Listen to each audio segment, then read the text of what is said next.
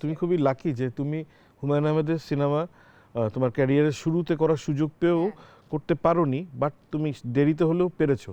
তো এমন অনেক অভিনেতা আছে, যেমন আমার মতো কিছু দুর্ভাগ্য অভিনেতা আছে যারা সারা জীবন স্বপ্ন দেখেছে হুমায়ুন আহমেদ একটা চরিত্র করবে, কিন্তু ইস! কখনোই সেই সুযোগটা পায় নাই, আর সম্ভাবনাও নাই। মানে উনি বেঁচে থাকতে ওনার সাথে আমার ইন্টারাকশন হতো, কিন্তু কখনো বলা হয়নি যে আমি আপনার একটা চরিত্র অভিনয় করতে চাই।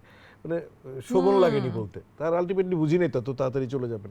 ইউ আর লাকি, তোমার মতো অনেকেই আছে যারা না, কাজটা করার সুযোগ পেয়েছে সুযোগ আলটিমেটলি। পেয়েছে। আমরা আমরা আসলেই লাকি। আমি যদি কাজের বাইরে একটু ব্যক্তিগত বিষয় আসি আপনাদের দুজনের ক্ষেত্রে, যে লাক্স চ্যানেলের সুপারস্টার থেকে আপনি বাঁধনকে এবং বাঁধন আপনাকে চেনে, সেই সময় আপনি ছিলেন ইনস্ট্রাক্টর, আর এখন অ্যাসিস্ট্যান্ট ডিরেক্টর বলা যায়, ডিরেক্টরিয়াল টিমে মানে এখন সহকর্মী বলা যায়।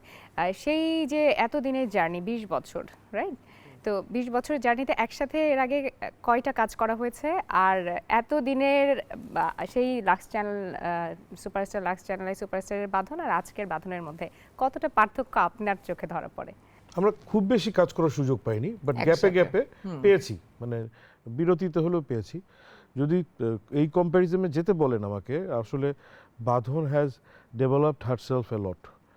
ও যে আমি যে বাঁধনকে চিনতাম, সে যে নিজেকে আপগ্রেড করেছে, আজকের জায়গায় যেভাবে এনেছে, গ্র্যাজুয়ালি করেছে। দিনের পর দিন সময়ের আবর্তে আমি দেখেছি বাঁধনকে অনেক ম্যাচিউরড হতে, এবং অ্যাজ অ্যান অ্যাক্টর শুরুতে আমি জানি যে ওর এই সিরিয়াসনেস ছিল না অ্যাজ অ্যান অ্যাক্ট্রেস। ও তথাকথিত গ্ল্যামারাস অ্যাক্ট্রেস হওয়ার জন্যই চেষ্টা করতো, কারণ ও এসেছে একটা গ্ল্যামার প্রোডাক্টের ইয়ে থেকে, কন্টেস্ট থেকে, এবং সেইভাবেই হয়তো বা কনসেপশন ছিল ওর। কিন্তু দিনের পর দিন ও অ্যাজ অ্যান অ্যাক্টর নিজেকে, নিজের গণ্ডিটাকে খুলে দিয়েছে। ওই ওপেননেস ওকে আসলে এই আজকের জায়গায় বা অনওয়ার্ড আরও সামনে আরও বেটার জায়গায় নিয়ে যাবে।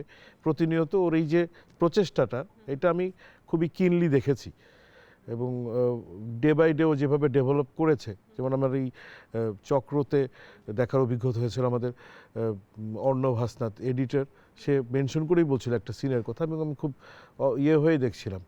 আবার আমাদের একটা ডাবিং করার সময়ও আমাদের ডাবিং যে করছিল নাজমুল, সেও একটা সিন দেখিয়েছে আমাকে। আমি বলবো যে একটা মানুষের ভিতরে যদি তার মধ্যে শেখার আগ্রহ থাকে, এবং সে যদি নিজেকে কখনো বুড়ায় না ফেলতে চায়, বুড়া বানাতে না চায়, সে প্রতিনিয়ত নিজেকে এইভাবে আসলে